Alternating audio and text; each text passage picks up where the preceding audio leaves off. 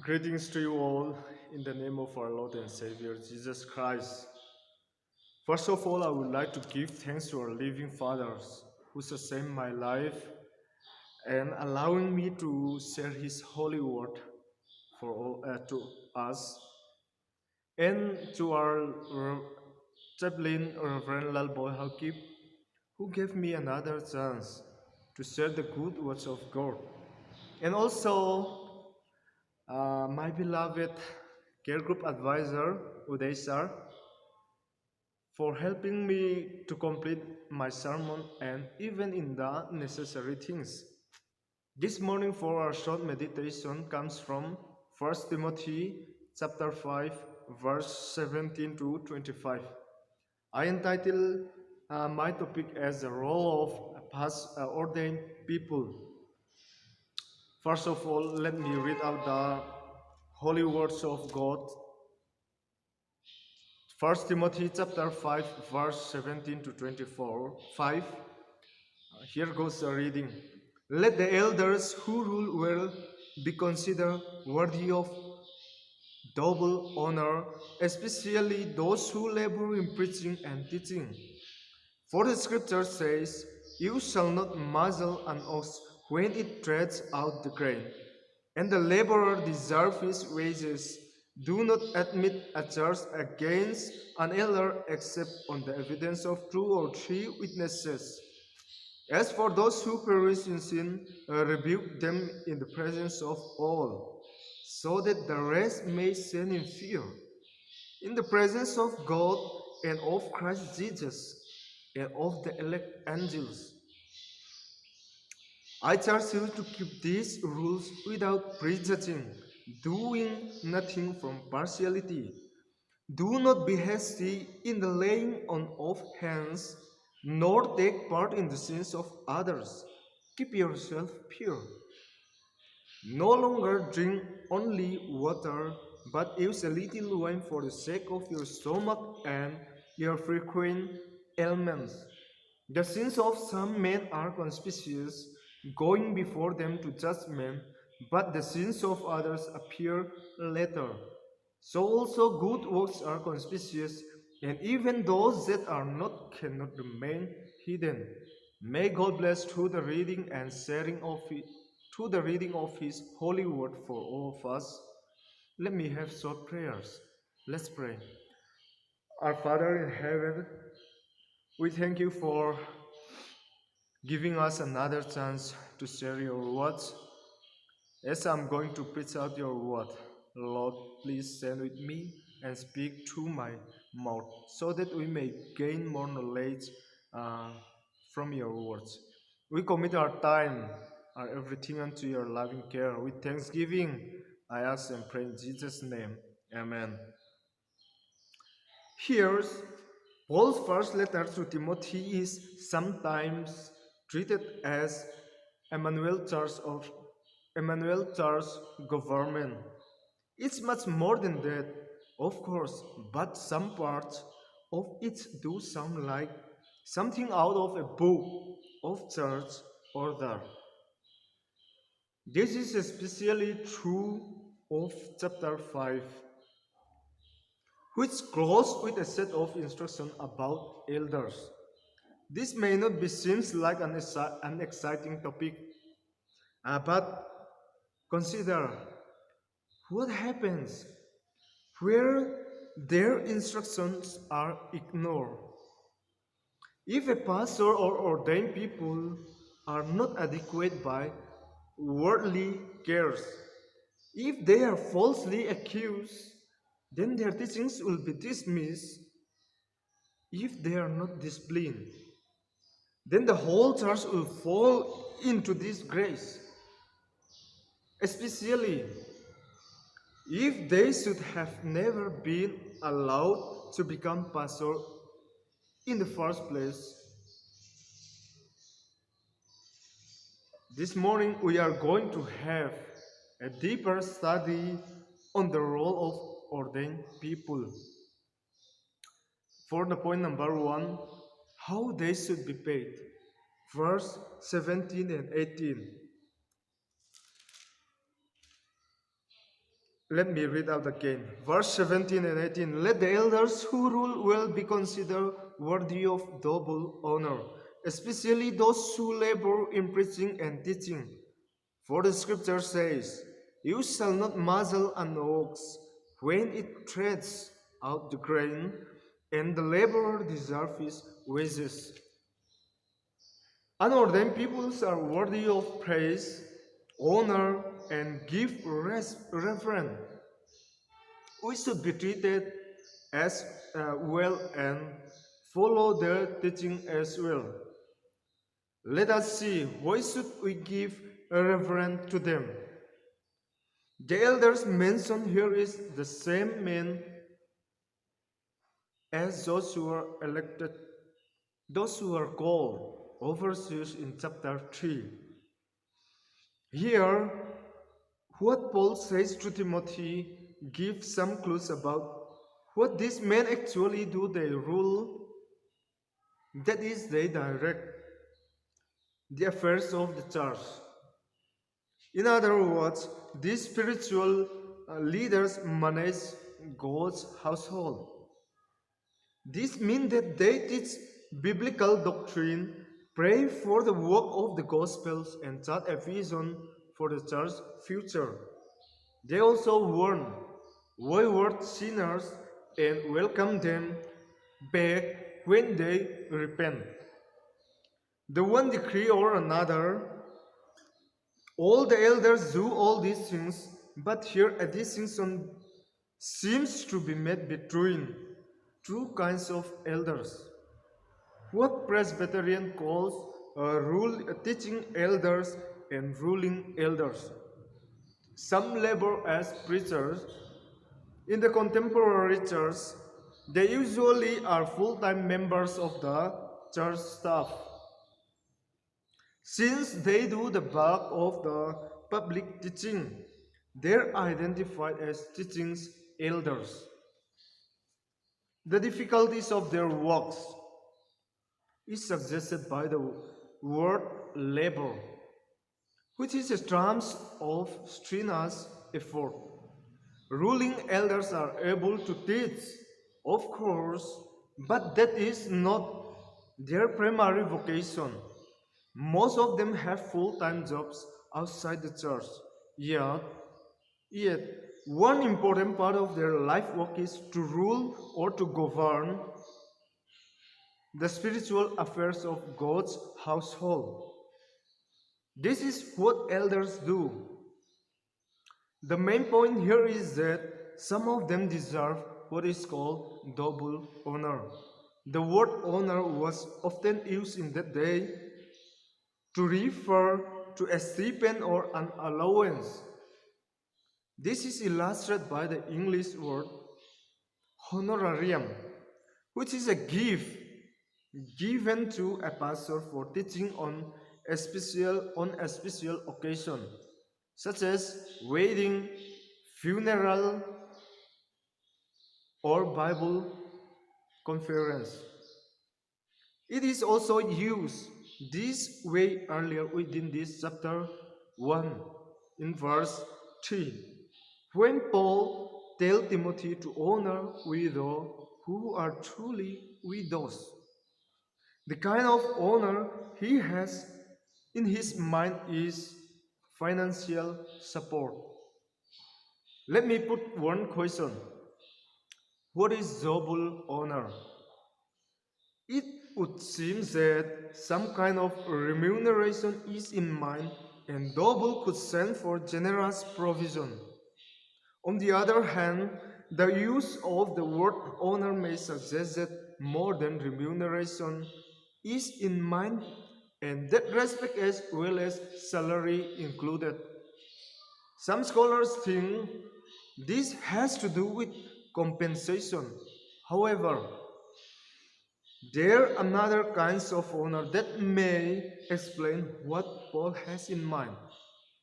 Honor can also mean respect. Because of the importance of preaching and teaching in the church, pastors who do their jobs well are worthy of corresponding respect. They deserve respect as well as esteem. They are worthy of honor. But what I feel important to know is that this doesn't mean that pastors should go around expecting to be treated like kings. Paul has already warned them in chapter 3 not to be greedy. Chapter 3, verse 3.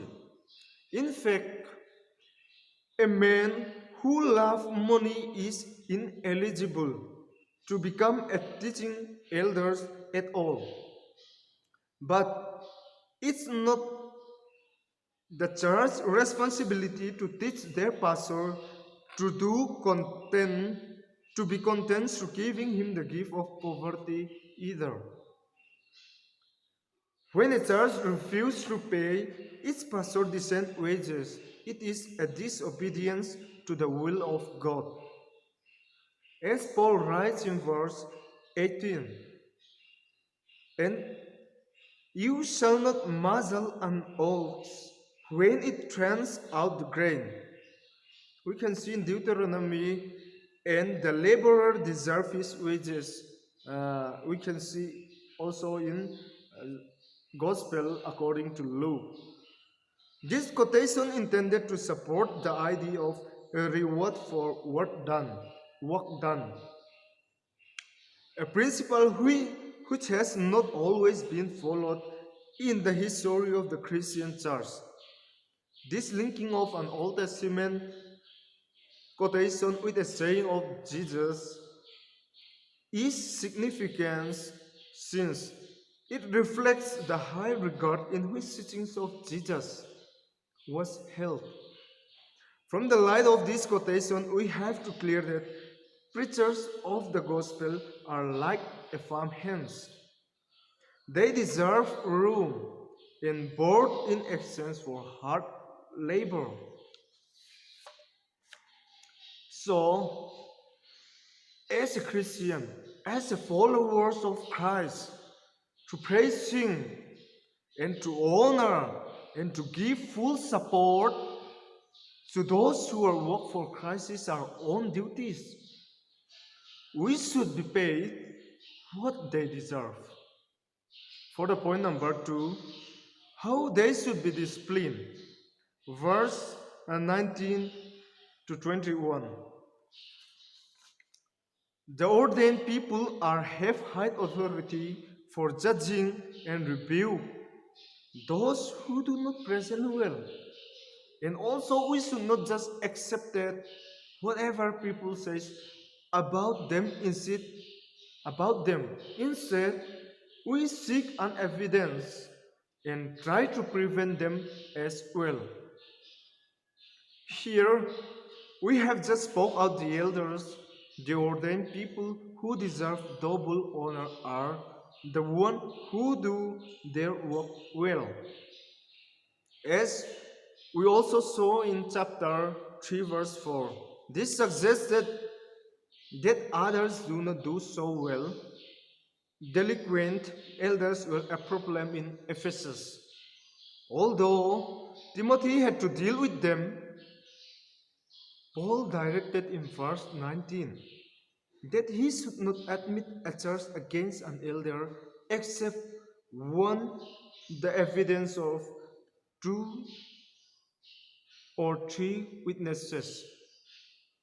This instruction handled a grievance against an elder. It almost sounds as if elder gets special treatment.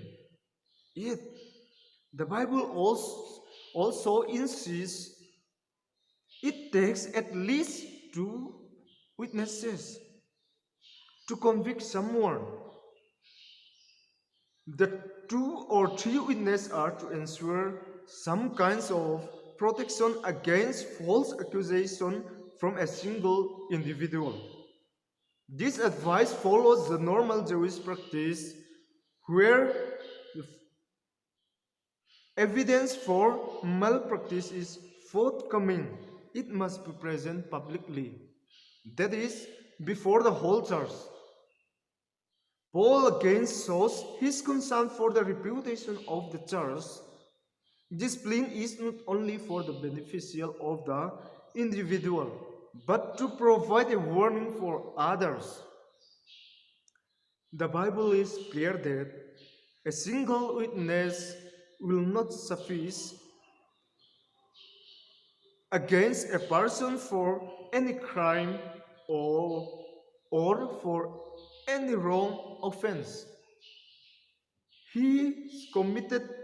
This is also seen in Deuteronomy chapter 19 verse 5 and 2 Corinthians chapter 13 verse 1. And also Jesus applied the same rule to everyone. He is in the church, not just to elder.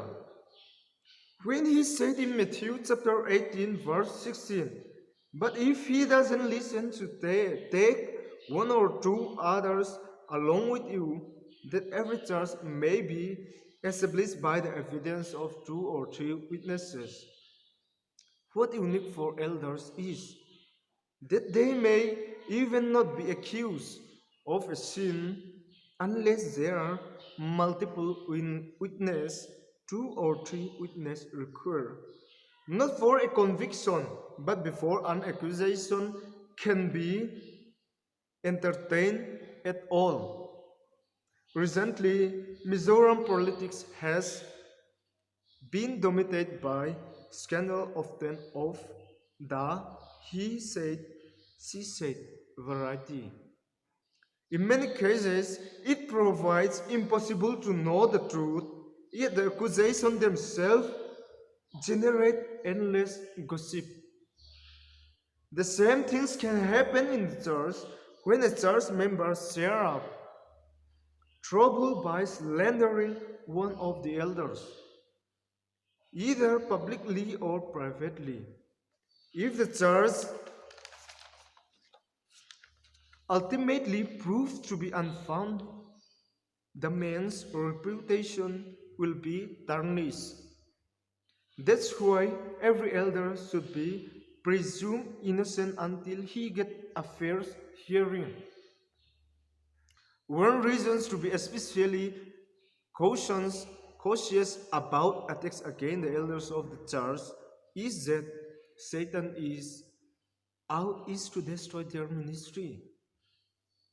As Calvin says, none are more exposed to slanders and insult than godly teachers.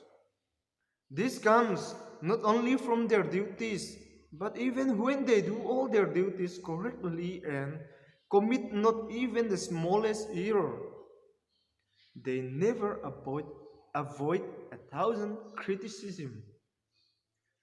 It is indeed a trick of Satan to ensnare men from their pastor, so as to gradually bring their teachings into contempt. This doesn't mean that teachings and ruling elders are above the law.